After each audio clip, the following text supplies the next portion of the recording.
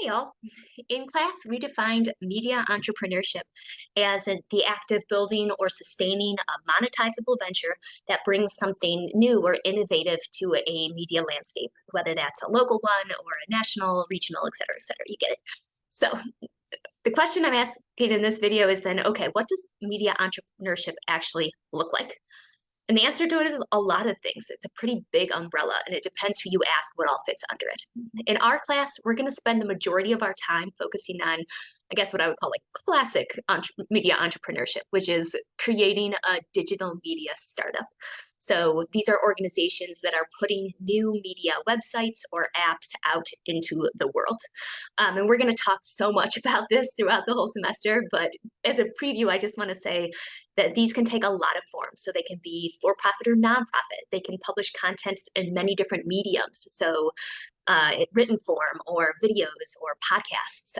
They can be different sizes, like a whole team of people to just one person. They can get their funding in different ways. They can have different timelines for growth. We're going to talk about all of this different options throughout this semester. What I wanted to do today, though, is before we really deep dive into creating digital media startups, what are some other forms that media entrepreneurship can take so that you don't get this kind of narrow idea of what this word or this phrase can mean? So one other one that we should definitely talk about is people who create their own freelancing or consulting businesses. So let's start with freelancing. When you're a freelancer, you are writing or editing or producing for other people's media outlets or projects. So you might reach out to people to pitch projects, or people at some point could reach out to you and ask you, propose something to you. The big pros of freelancing: you totally set your own schedule. You decide which projects you want to take on. Cons, man, freelancing is such hard work. It is incredibly difficult to make a full-time living as a freelance writer. Many outlets pay freelancers very poorly for the work that they do. Sometimes big organizations won't even pay people at all. It seems counterintuitive, but they'll think like, oh, you just getting it on your resume, that's enough of payment. So we're not going to actually give you real dollars that you can use for like groceries. Consulting, very similar to freelancing, except rather than you like pitching writing or editing, you're almost pitching a service. So an established media outlet or a startup pays you for your expertise in a certain area. So say you're really good at search engine optimization, then maybe you would go into a company that's struggling with how to get their articles to show up on Google and help them optimize their their pages for search.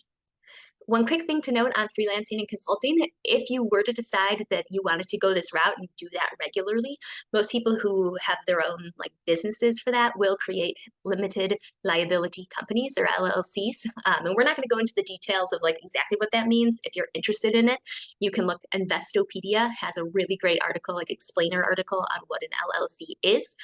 But the main thing is creating your own freelancing and consulting business. That is a form of media entrepreneurship. Another thing that's maybe somewhere in between being a freelance business and having a media startup, it's people who create monetized accounts on other people's platforms. So we're thinking Instagram influencer, or somebody with their own paid YouTube channel, or a Substack with paid subscribers.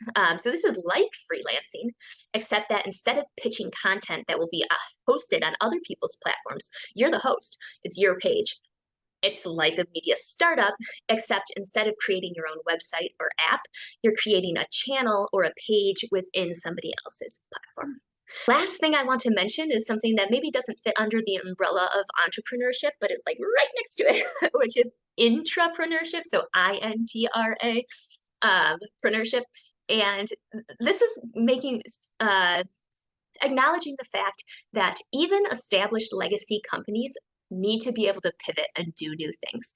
So potentially there's space to use these entrepreneurial skills. Maybe you're in this class and you're thinking like, oh no, I am not the kind of risk-taking person, or I'm not the kind of boss-like person that will be good at having my own venture.